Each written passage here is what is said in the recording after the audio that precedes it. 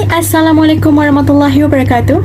Kami daripada kumpulan 2 ingin membentangkan bab 5 yang bertajuk Hukum dan Peraturan Syar'i Islam. Sebelum itu, mari saya perkenalkan ahli-ahli kumpulan saya. Nama-nama yang anda lihat di skrin adalah disusun mengikut giliran pembentangan masing-masing. Dimulakan dengan Muhammad Haiman Afkar bin Ridayuddin.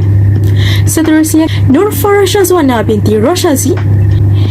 Kemudian pembentang ketiga adalah Nurul Ain binti Musa, diikuti oleh Nur Ain Ayu Syazlinda binti Zakaria.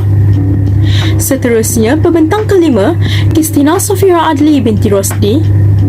Dan yang terakhir adalah diri saya sendiri, Sayyidatun Nadira binti Syazali.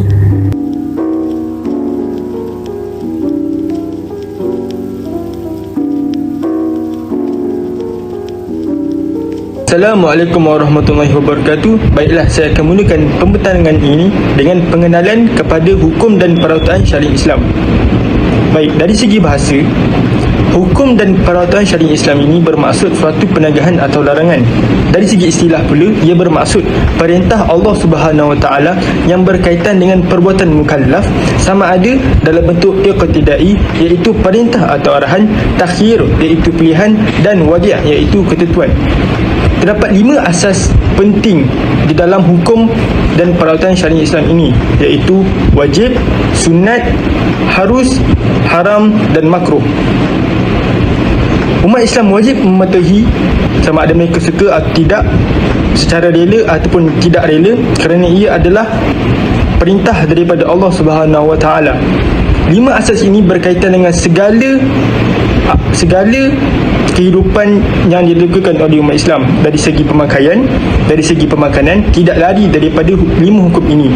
Contohnya seperti makanan, ada yang haram dimakan, ada yang wajib dimakan. Jadi perkara ini secara telitinya akan dihuraikan oleh ahli kumpulan saya yang lain.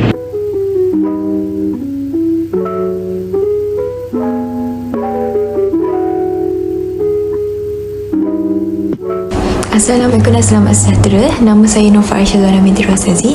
Sekarang saya akan menerangkan tentang hukum wajib. Wajib merupakan suatu perkara yang harus dibuat dan tidak boleh ditinggalkan. Dan jika umat Islam tersebut meninggalkannya, maka berdosa dan akan menerima penyiksaan yang setimpal di akhirat nanti.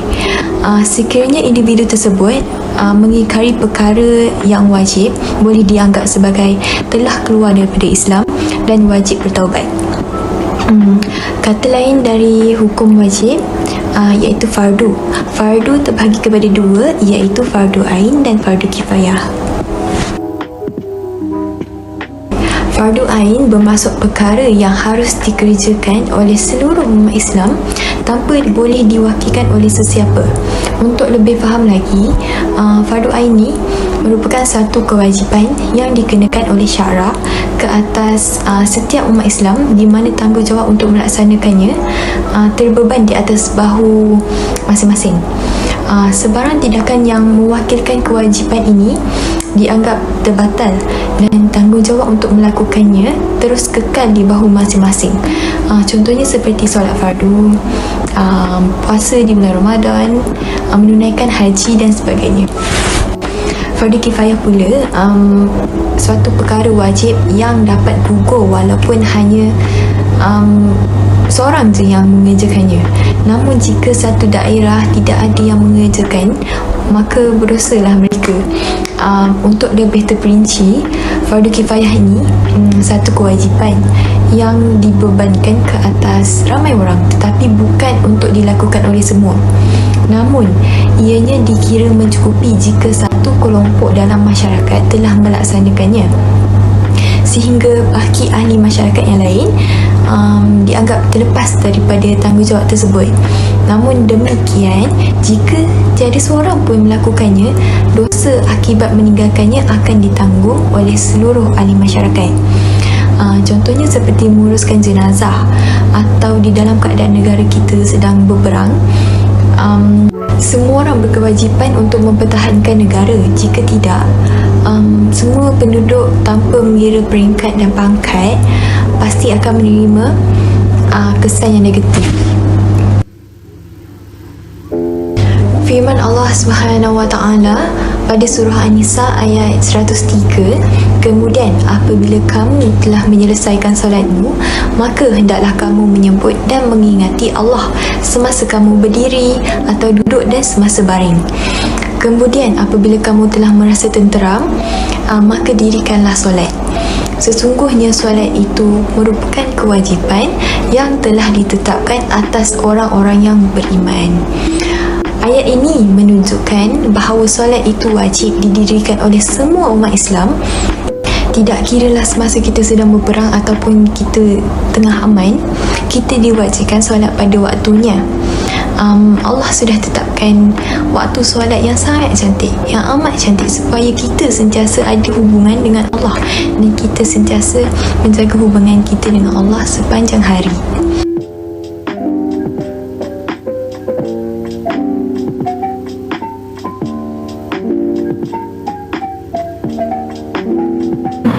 Seterusnya kita beralih ke hukum sunat. Dalil sunat. Abu Hurairah radhiyallahu anhu menyebutkan Rasulullah sallallahu alaihi wasallam bersabda, sesungguhnya amal seseorang yang mula-mula sekali dihisap pada kiamat ialah solatnya. Jika solatnya baik, diterima, maka beruntung dan berbahagialah dia. Jika solatnya rosak, tidak diterima, maka kecewalah dan rugilah dia. Kiranya terkurang sesuatu daripada solatnya, Allah Subhanahu Wa Taala berfirman, periksalah adakah hambaku ini mempunyai solat sunat yang dapat menampung solat fardunya. Demikianlah keadaan semua amalnya yang lain dihisap. Hadis riwayat Tirmizi. Dari sini dapat kita lihat bahawa perkara-perkara sunat ini dapat menampung atau menampalkan kekurangan pada amalan-amalan wajib kita. Seterusnya, mari kita kupas tentang apa itu sunat. Sunat bermaksud perkara yang dituntut oleh syarak agar dilakukan menerusi arahan yang tidak tegas. Justru itu, individu yang melakukan perkara sunat akan diberikan ganjaran pahala, namun yang meninggalkannya tidaklah akan dikeji atau dianggap berdosa. Seperti yang mudah kita faham bahawa perkara sunat ini apabila kita lakukan, kita akan mendapat pahala. Tetapi jika kita tinggalkan, kita tidak akan mendapat dosa. Akan tetapi janganlah kita memandang remeh terhadap perkara sunat ini. Kita haruslah merebut peluang untuk mengerjakan sebanyak mungkin perkara sunat ini, kerana seperti yang kita tahu, perkara sunat ini dapat menampung atau menampal segala kekurangan terhadap amalan-amalan wajib kita. Sunat terbahagi kepada 3, iaitu sunat muakkadah, sunat ghair muakkadah serta sunat az-zawaid. Jadi mari kita lihat apa pengertian di sebalik sunat-sunat ini. Pertama sekali, sunat muakkadah. Sunat muakkadah bermaksud sunat yang sangat digalakkan daripada perkara keagamaan yang sering dilakukan oleh Rasulullah sallallahu alaihi wasallam dan jarang sekali ditinggalkannya. Kedua, sunat ghair muakkadah. Sunat ghair muakkadah ialah suatu perkara keagamaan yang dilakukan oleh Rasulullah sallallahu alaihi wasallam tetapi tidaklah secara konsisten. Yang akhir sekali, sunat az-zawaid. Sunat az-zawaid atau fadilah ialah sesuatu tindakan yang cuba mencontohi perlakuan Rasulullah sallallahu alaihi wasallam dalam kehidupan seharian baginda sebagai seorang manusia. Seterusnya, mari kita lihat contoh amalan-amalan sunat muakkadah, sunat ghair muakkadah serta sunat az-zawaid supaya kita dapat memahami dengan lebih terperinci. Pertama sekali, sunat muakkadah. Antara contoh-contoh amalan sunat muakkadah adalah solat tarawih, suruhan melaungkan azan, berkumur serta memasukkan air ke dalam hidung sewaktu berwudu. Terdapat pelbagai hikmah di sebalik amalan-amalan sunat muakkadah ini. Salah satu contohnya adalah suruhan laungkan azan. Suruhan laungkan azan ini secara tidak langsung dapat menghindarkan syaitan. Seterusnya, contoh-contoh amalan sunat ghair muakkadah adalah solat rawatib, solat tahiyatul masjid serta solat tahajud. Akhir sekali, sunat az-zawaid. Antara contoh bagi kategori sunat ini adalah mencontohi baginda Rasulullah sallallahu alaihi wasallam dalam adab tidur, adab berjalan, adab makan dan minum serta corak berpakaian dan sebagainya. Terdapat pelbagai hikmah penetapan hukum sunat ini, antaranya adalah mendorong manusia agar selalu melakukan kebaikan, menghapuskan dosa-dosa kecil, mendorong umat Islam supaya sentiasa mendekatkan diri dengan Allah serta mengeratkan hubungan silaturahim sesama manusia. Kesimpulannya, janganlah kita memandang ringan dan remeh terhadap ibadat sunat. Meskipun ibadat sunat ini jika ditinggalkan tidak berdosa, akan tetapi kita hendaklah melakukan ibadat sunat ini sebanyak mungkin, kerana siapa tahu bahawa ibadat sunat ini akan membantu kita atau menolong kita di akhirat kelak. Dan siapa tahu ibadat sunat yang kita kerjakan itulah akan mendapat redha Allah, serta ibadat sunat inilah akan meletakkan kita sebagai pilihan Allah. Wallahu alam.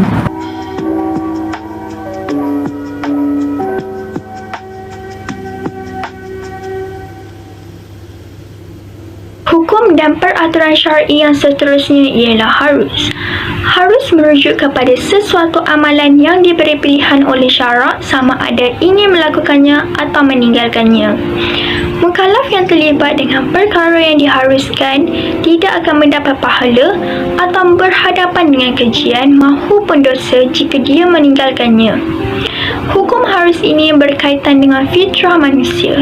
Sebagai contoh, makan, minum, tidur atau apa-apa sahaja aktiviti harian yang kita lakukan.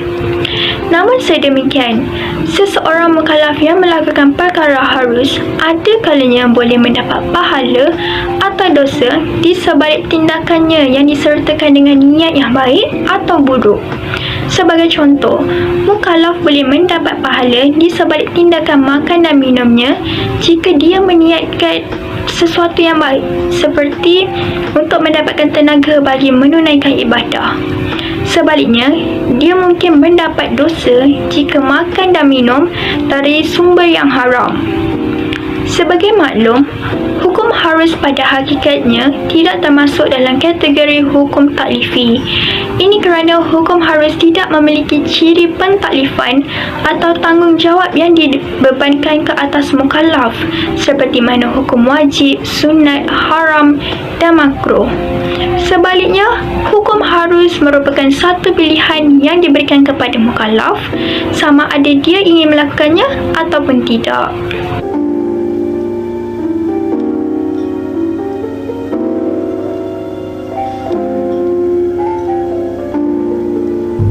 Hukum yang keempat dan harus ditinggalkan oleh setiap umat Islam adalah hukum haram.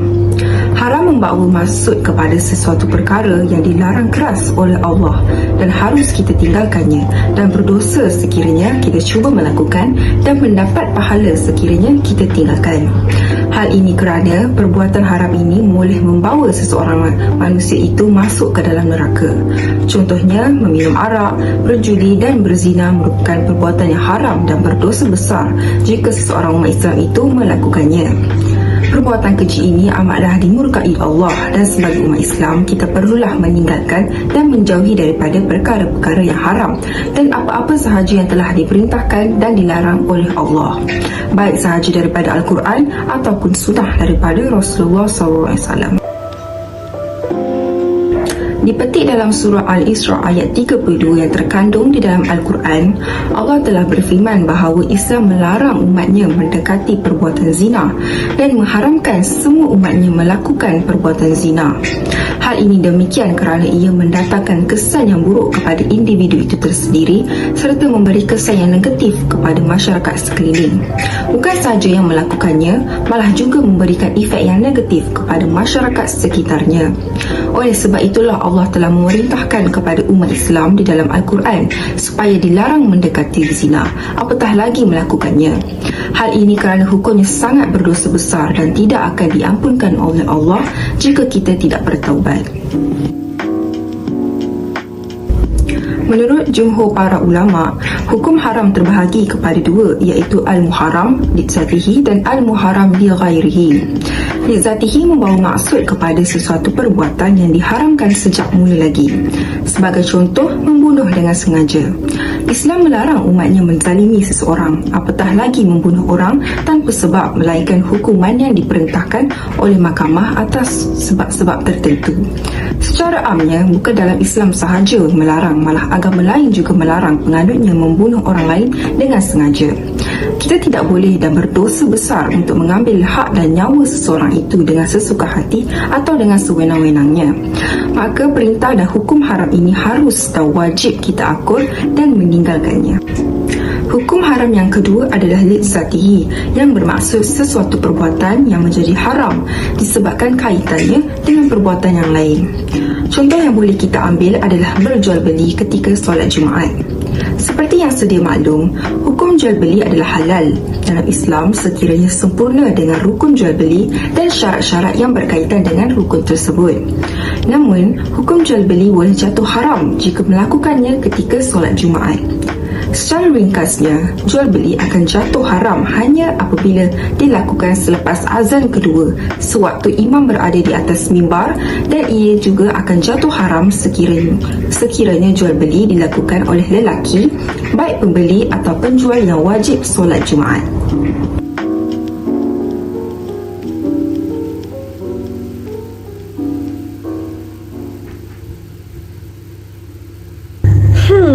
Makruh atau karahah? Apakah yang dimaksudkan oleh kedua-duanya? Adakah saya akan mendapat dosa jika saya melakukannya? Ini merupakan soalan yang sering diajukan oleh masyarakat kita pada hari ini. Saya akan bincangkannya di slide seterusnya. Sebenarnya, makruh atau karahah kedua-duanya membawa maksud yang sama. Makruh maksudnya di sisi mazhab Syafi'i adalah sesuatu yang dibenci, manakala dipanggil karahah kerana hukumnya sunat jika kita tinggalkan. Sunat maka mendapat pahala. Ya, betul. Disebabkan itu, makruh dari segi istilah membawa maksud sesuatu amalan yang diberikan pahala jika kita tinggalkan, tapi tidak berdosa jika kita lakukannya. Makruh terbahagi kepada dua bahagian, iaitu makruh tahrimi dan juga makruh tanzihi. Makruh tahrimi diperintahkan oleh syarak untuk ditinggalkan secara tegas, manakala makruh tanzihi ditarifkan oleh ulama Hanafiyah sebagai perkara yang diperintahkan oleh syarak untuk ditinggalkan secara tidak tegas. Pasti kita hendak tahu mengapa makruh tahrimi ini ditegaskan oleh syarak untuk ditinggalkan. Kerana contoh-contohnya adalah membeli barangan yang telah ditempah oleh orang lain dan juga meminang tunang orang lain. Hukum ini berdasarkan hadis ahad yang disabdakan oleh Rasulullah SAW. Janganlah seseorang individu itu menjual ke atas jualan orang lain, dan janganlah juga dia meminang ke atas pinangan orang lain. Manakala bagi makruh tanzihi, makruh yang tidak ditegaskan oleh syarak untuk ditinggalkannya, ini merupakan contoh-contoh kes yang dianggap sebagai makruh tanzihi di sisi ulama Hanafiyah. Contohnya, mereka yang makan daging kuda kerana diperlukan dalam peperangan. Seterusnya, mereka yang mengambil wuduk daripada bekas yang telah diminum oleh kucing ataupun burung pemangsa. Baiklah, sebagai rumusan daripada pembentangan kami pada kali ini, dapatlah disimpulkan bahawa kita sebagai umat Islam mestilah berusaha menjadi Muslim yang sejati dengan mengikuti segala perintah Allah Subhanahu Wa Taala berteraskan 5 asas yang dihuraikan oleh kami sebentar tadi. Seterusnya, kita hendaklah berusaha untuk meninggalkan perkara haram yang menjerumus ke arah kebinasaan seperti zina, arak, segala perkara haram yang mampu membuatkan kehidupan seorang Muslim itu jauh daripada Allah Subhanahu Wa Taala. Dan yang terakhir, dapatlah kami simpulkan daripada pembentangan kami, hukum dan peraturan syar'i di dalam Islam mampu menjadikan kehidupan seseorang Muslim itu lebih teratur, tersusun dan sempurna, kerana Allah Subhanahu Wa Taala lebih mengetahui hamba-hambanya. Dengan itu, dia mencipta suatu hukum yang perlu dipatuhi oleh semua umat manusia untuk lebih baik, untuk menjadi muslim yang lebih baik, untuk menjadi manusia yang lebih baik pada masa kini dan pada masa akan datang. Dengan itu, sekadar itu sajalah pembentangan kami pada kali ini. Terima kasih kerana sudi mendengarkan. Assalamualaikum warahmatullahi wabarakatuh.